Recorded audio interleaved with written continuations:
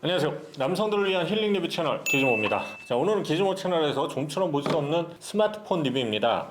좀처럼 좀 볼 수 없다는 건 제가 자신이 없다는 거죠. 맞습니다. 제가 뭐 사실 스마트폰 리뷰는 자신이 없어요. 그래서 기즈모에서는 그동안 스마트폰 리뷰가 거의 없었어요. 제가 찾아보니까 지난 3년간 스마트폰 리뷰는 아이폰 SE랑 갤럭시 S22 핸즈온이 전부였어요. 어쨌든 스마트폰 리뷰는 뭐 이섭이나 언더케이지, 디에디트 등을 이용하시고요. 저는 뭐 그냥 뭐 편한 마음으로 보시면 될 것 같습니다. 누가 뭐 제 리뷰 보고 스마트폰 결정하겠어요? 그건 좀 무모한 짓이죠.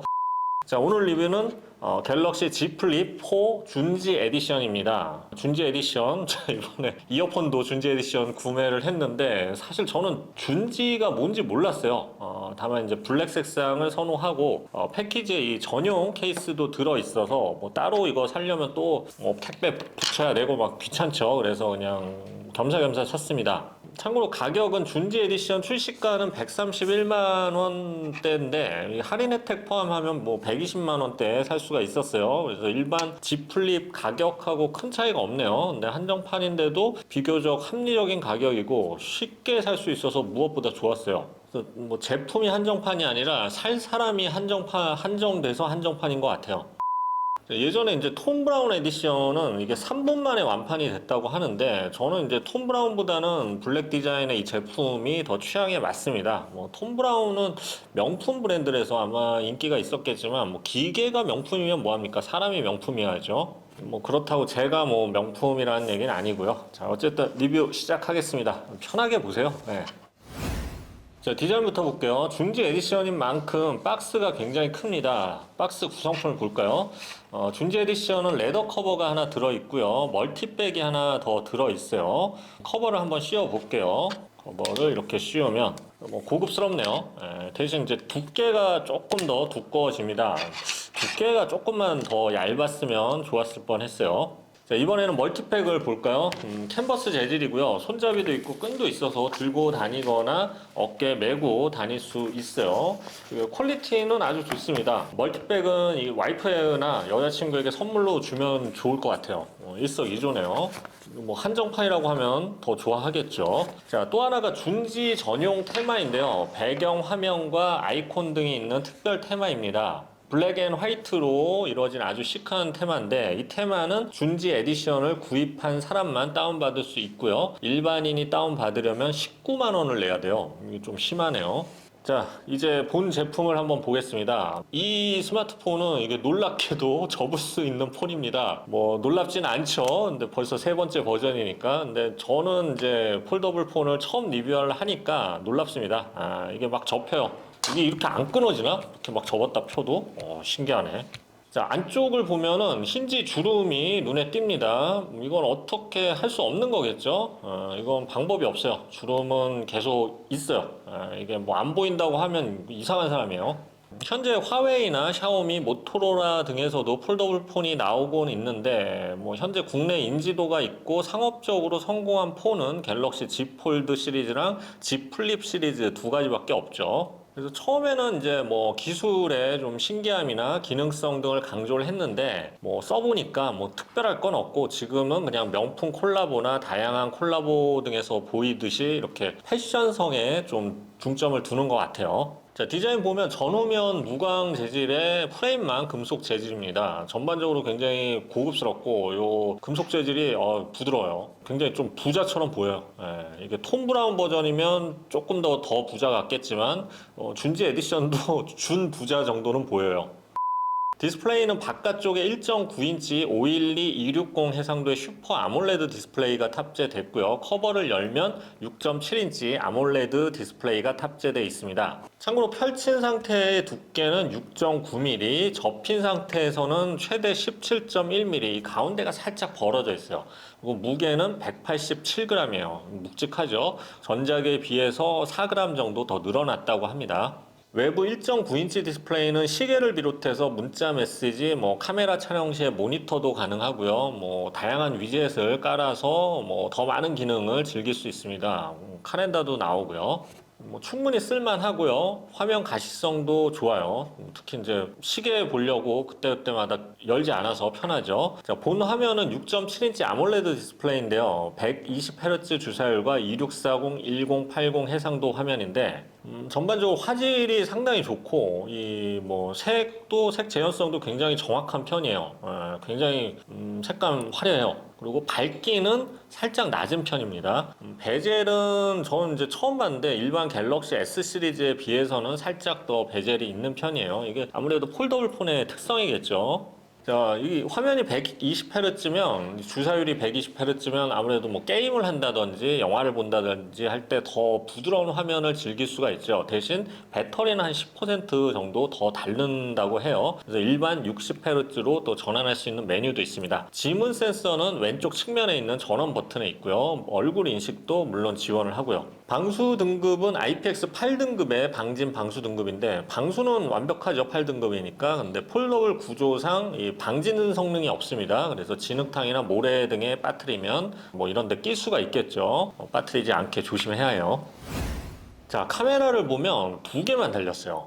사실 저는 이게 가장 아쉬운 점이에요. 이게 금 나누기 때문인지 굳이 카메라를 두 개만 달았어요. 애플도 사실 이런 안 좋은 버릇이 있죠. 아이폰 13 프로나 맥스 버전 아닌 경우에는 카메라를 두 개만 달죠. 자, 카메라는 전면은 1000만화소고요.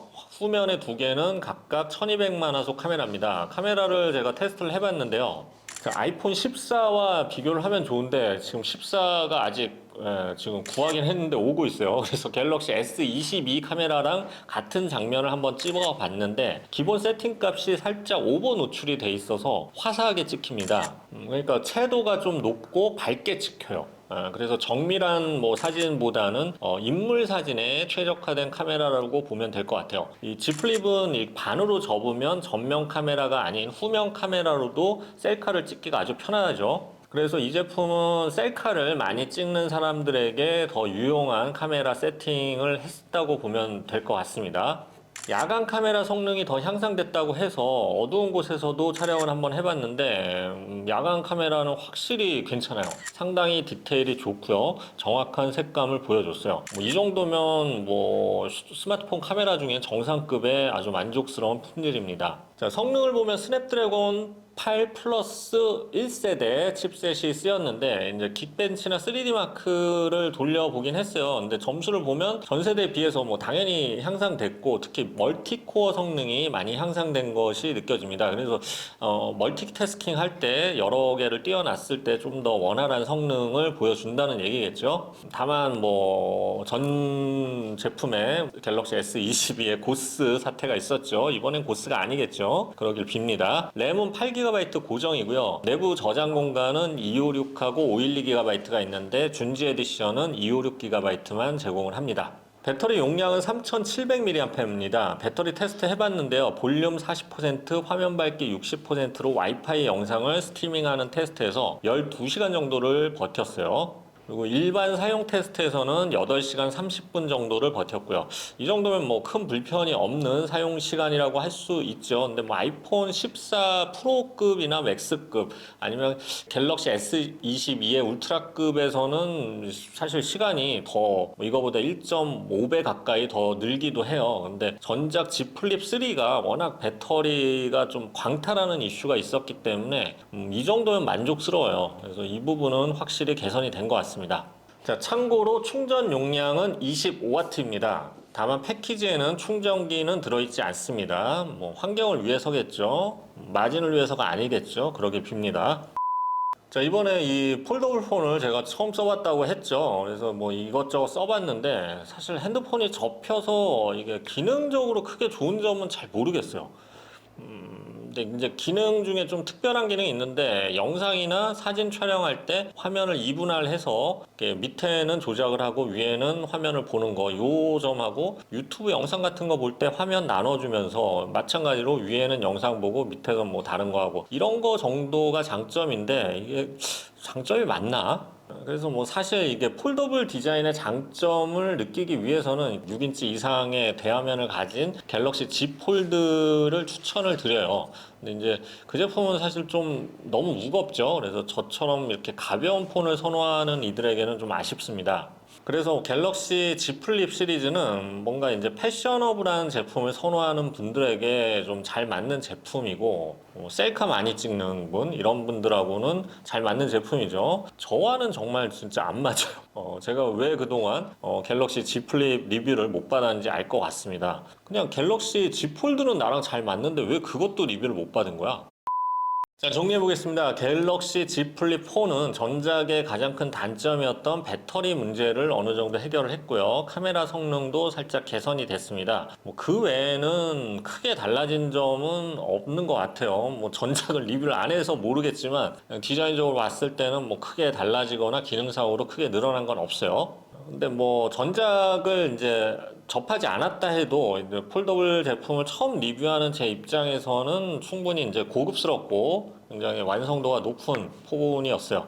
그래서 뭐 만족스럽게 쓸 것 같아요. 근데 하지만 일반 소비자 입장에서 생각한다면 이제 좀 더 가볍고 얇았으면 좋겠어요.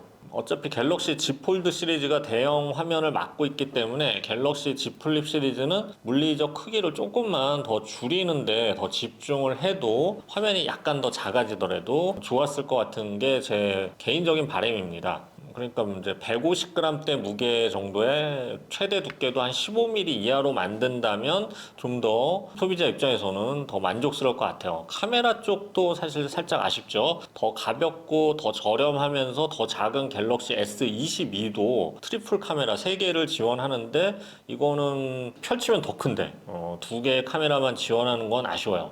자, 오랜만에 스마트폰 리뷰였는데 뭐 잘 했는지 모르겠어요. 근데 뭐 말씀드렸다시피 제 리뷰 보고 스마트폰 결정하는 건 참 무모한 짓이고요. 사실 지금 아이폰 14도 하나 리뷰 중에 오고 있어요. 그래서 뭐 다른 분들은 뭐 Z 플립도 나오고 아이폰 리뷰도 나왔는데 뭐 어쩔 수 없죠. 저는 좀 늦잖아요. 할 수 없어요. 자, 늦게 하더라도 시니컬한 리뷰로 찾아뵙겠습니다. 지금까지 기즈모였습니다. 감사합니다.